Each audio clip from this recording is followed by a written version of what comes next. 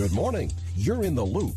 Every week we talk with the people who make San Antonio a better place to live. Thanks for joining us in the loop. Here's your host, Milton Glick. And welcome to In the Loop. I'm Milton Glick, and that's exactly what we do. We get you caught up with the people and the organizations that are making San Antonio a better place to live. Love talking to our next guest. We've talked for a number of years, and it's always great information. There's always a little bit of hope in there. Actually, there's always a lot of hope in there. Her name is Ginny Funk. She's Director of Programs with the San Antonio and South Texas chapter of the Alzheimer's Association. So, Ginny, we've got, as you and I were preparing for this, there's just so much to talk about. So, we got a lot. Tell folks again, you were mentioning, too, that people just need to know kind of that you guys are there and how you can help them. You want to kind of start with that? Yes, absolutely. And thank you so much. We appreciate being able to share our information, and it's always great to talk with you. So thank you greatly. And Happy New Year to Happy everyone. New Year to you. I cannot believe that we have turned over a new year. We are excited. We are halfway through, I guess what you would call our fiscal year. But as the new calendar year has just rolled over, we are looking forward to doing as much as we possibly can with our programs, our support services, and just reaching more people that we know are out there in our communities that are caring for a loved one, and either they think that something's wrong or they've already discovered through a diagnosis that their loved one either has Alzheimer's or another form of dementia, and they don't have any idea what to do next. And our encouragement is just that we try to reach people with the knowledge that the Alzheimer's Association, we are working together with so many in the community, but also leading the way to end Alzheimer's and all other dementias, and to support families who are on this journey until we reach that end. So. Yeah, and we're going to talk about some of the support mechanisms. In fact, if you want to, we can give out the helpline number as many times as you like, because I've used the helpline, and I know it is absolutely incredible. Very, very good.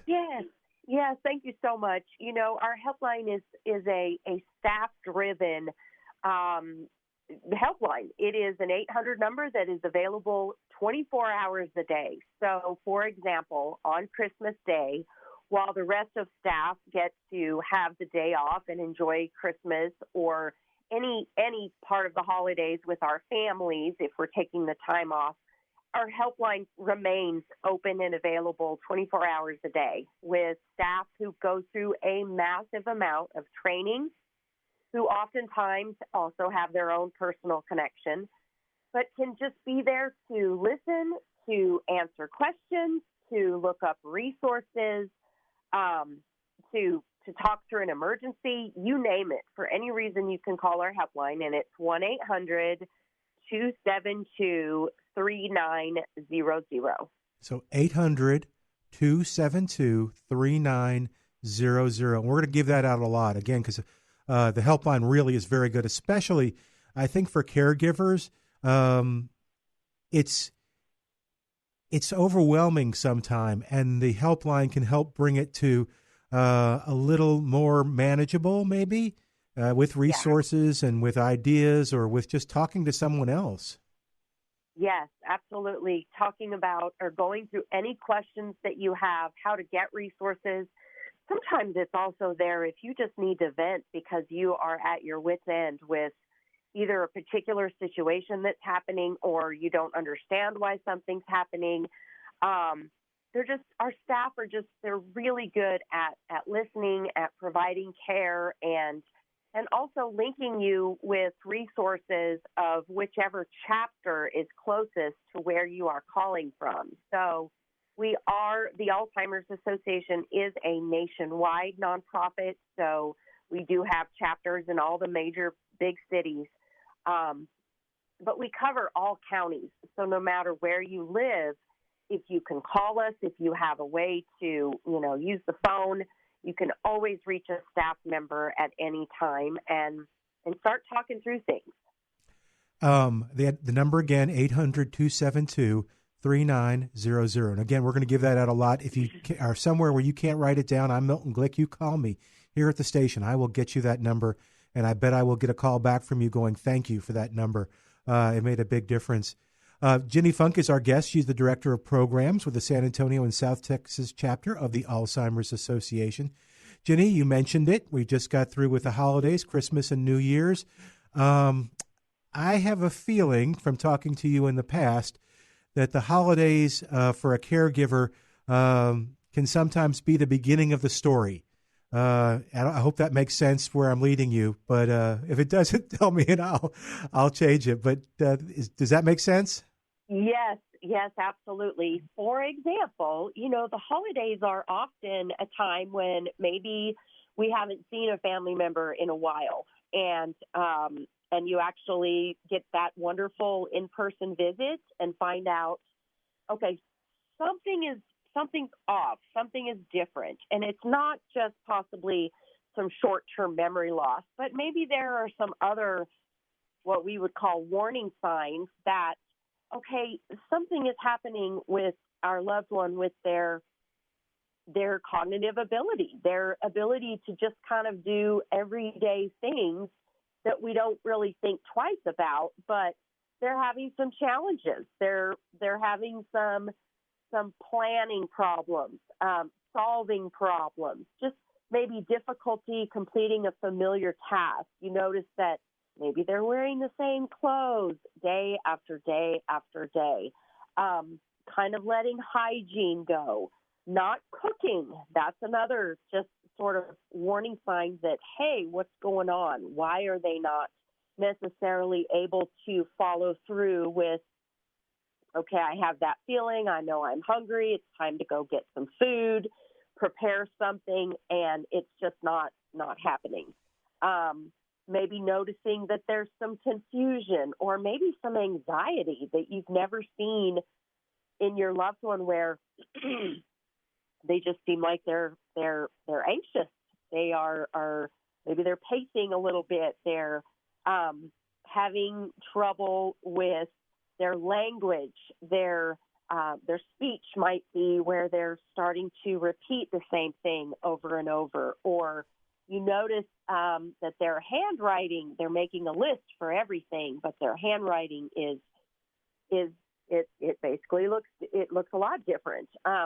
There's all kinds of things. And so, yes, I would say our helpline, the phone calls that we get and the visits are, excuse me. It's okay. Generally increase during the holidays. Yeah. Are you comfortable kind of say, let's take the situation, and there's a listener right now. Poor Ginny. Hang in there. You're going to be fine. There's a listener right now that's like, well, yeah, wait a minute now. I did notice some of those things. So are you comfortable kind of giving advice of what's the next step? Should I do something? Is there a number? You mentioned the helpline number. I could call that. But is there, what else? What do you suggest I do at this point now that I'm listening to you and I'm shaking my head and going, yeah, you know what? That kind of makes sense. Yeah, absolutely. So our recommendation is that give us a call, because some of those symptoms or maybe some warning signs that you're seeing, they could be due to a lot of different things. Do not automatically assume and think, oh my gosh, it might be Alzheimer's. Not at all. There are many, many, many things that cause dementia symptoms. And so it's really important that we pay attention to them. We don't wave them off as, oh, our loved one's just getting older, but really pay attention. And we recommend bringing them up to your physician, to your loved one's physician. And that does not mean sending your loved one by themselves to an appointment, because we know oftentimes what can happen. Social skills remain intact very well throughout this process. And so they can go into an appointment oftentimes and just let them know, no, I'm fine. Nothing's wrong. Something's wrong with the rest of my family, but I'm okay. And we're in the background going, oh, no, something seems to, there are a couple of things here that just really seem off, and go with specifics. So again, we recommend, and if you need a referral, you go to your primary care physician first and get a referral to a neurologist or a geriatrician. We are incredibly blessed in San Antonio to have the Biggs Institute, BIGGS, here, that is the only one of its kind truly in the state of Texas, and we are so blessed that it's here in San Antonio. So again, we recommend call the association and say, I am concerned. What do I do? What are my first steps? How can we find out?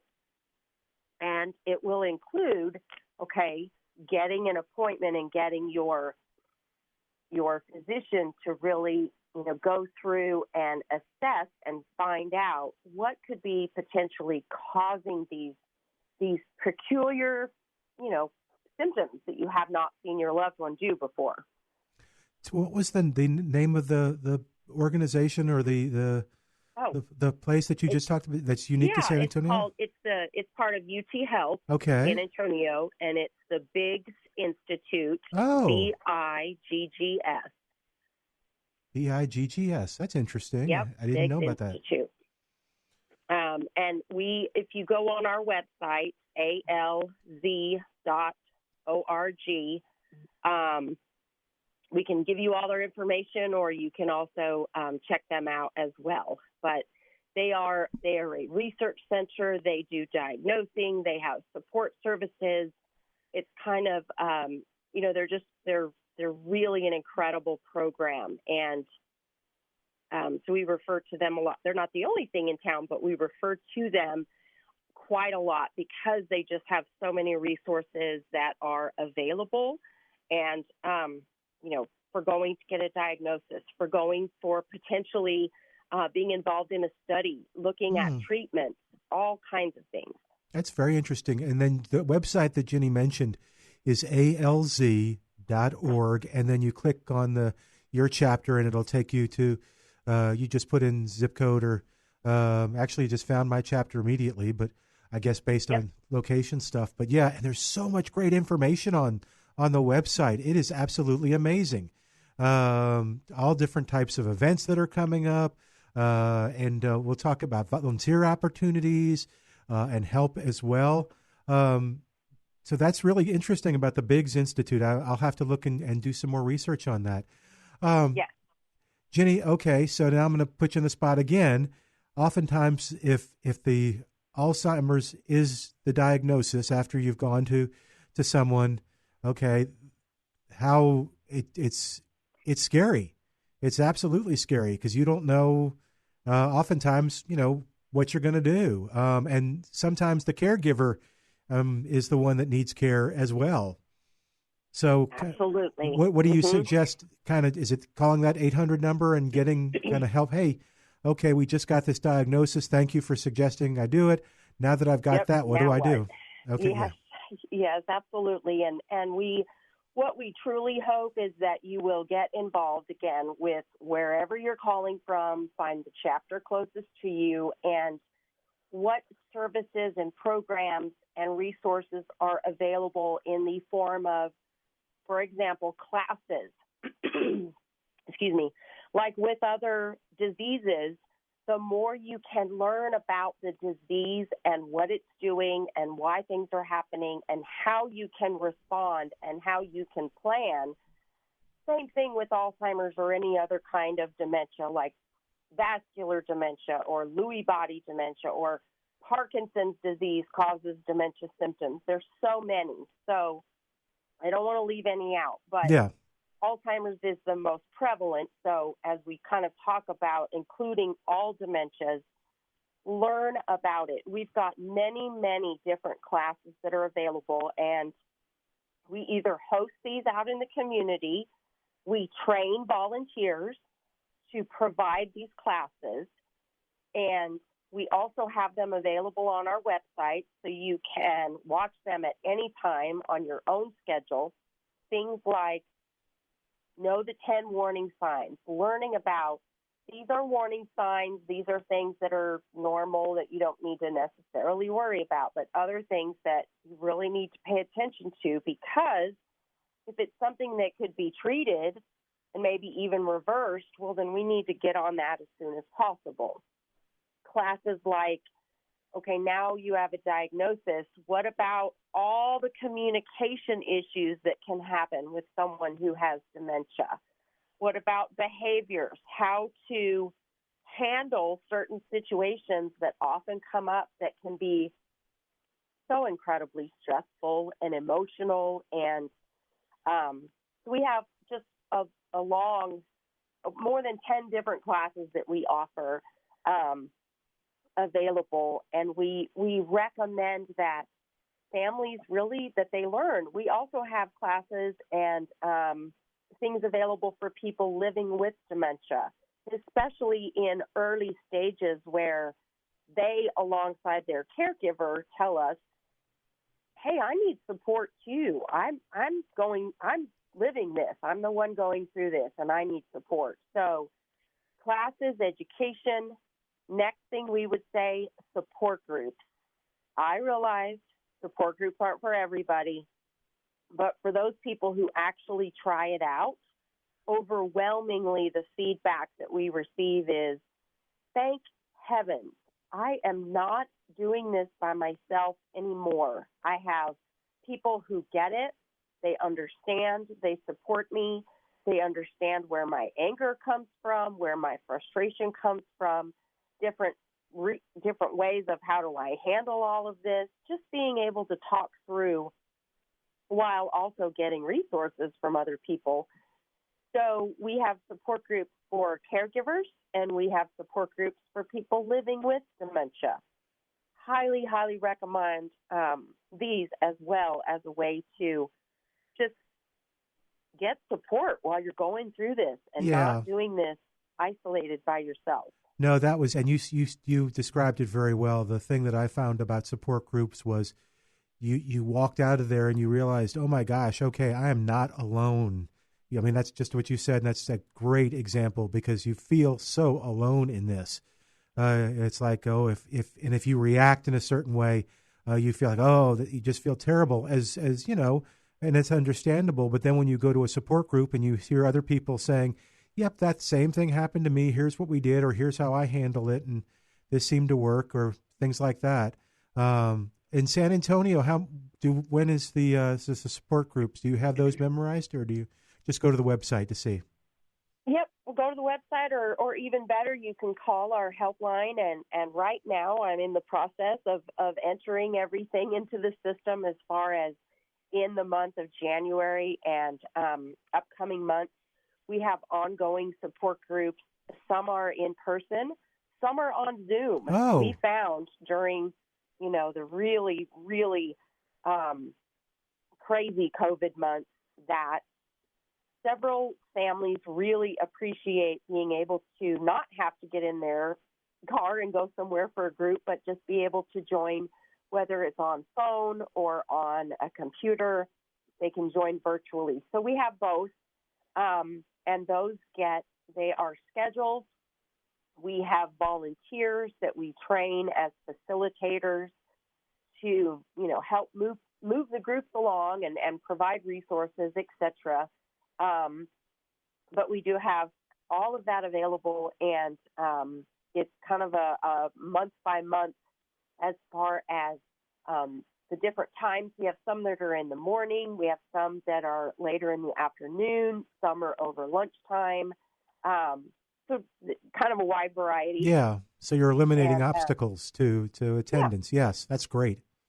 Yep. For sure. And you, this chapter, the South Texas and San Antonio chapter, goes down to Laredo. What are some other cities that are included in those? I'm guessing those are the biggest ones, but are there other cities as well?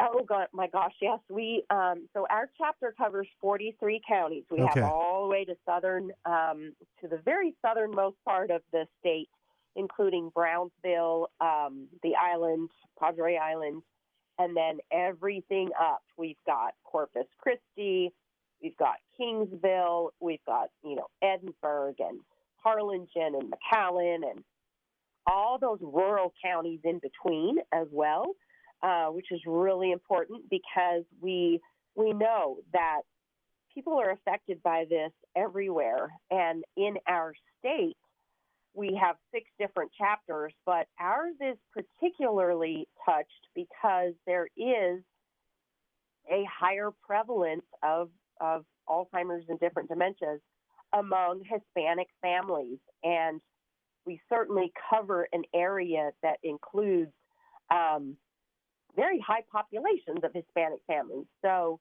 we know that we, have even more to do in, again, reaching people who aren't necessarily going to reach out and very understandably don't necessarily want to go find out what this is or really, get information on what's happening. But we cannot more highly stress that finding out what causes someone's cognition to decline is super important because there are things that can be done in the early stages that, frankly, it becomes too late once someone progresses into more middle stages. So, for example, legal issues and legal planning, money issues, and talking about, who's going to cover what and, excuse me, what exactly does Medicare and different insurance cover or not cover.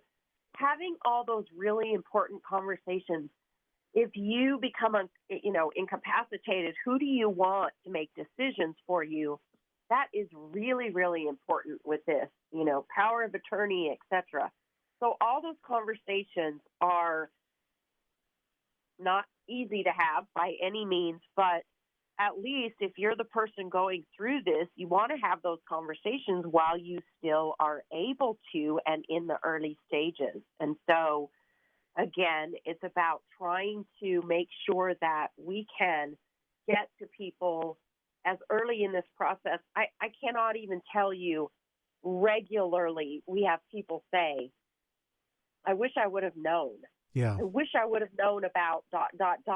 years ago. And that's heartbreaking. Yeah. That is so incredibly true because oftentimes we meet people who have already been on this journey with a loved one and did not know along the way that there were support services and there were resources and other organizations that we work with and, just different opportunities to, again, participate in research so that we can find a cure and learn more about treatments and just all the things that can happen. The sooner the better, for sure. We're talking to Ginny Funk, Director of Programs with the San Antonio and South Texas chapter of the Alzheimer's Association. The website, alz.org. That 24/7 phone line, 800-272-3900, 800-272-3900, and it's right at the top of the page on the website. You mentioned something, Ginny, and I'm going to switch gears just a second. How can our listeners help support your mission at the Alzheimer's Association? Absolutely. So we are a nonprofit, which means we are continuously fundraising so that we can do the things that we do at no charge, for sure.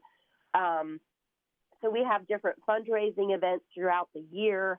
We have Walk to End Alzheimer's, which our chapter just completed 7 just this last fall, and those are events that help support what we do year-round. We also have Gala in the spring. We have the Longest Day, which typically is held around like June 21st on the longest day of the year. But Longest Day really represents doing something for a day that you love doing and, yes, raising awareness and raising funds while you do it. So it's very open as far as what you choose to do. We have a lot of third-party fundraising that happens. We had several groups that did golf tournaments this last year.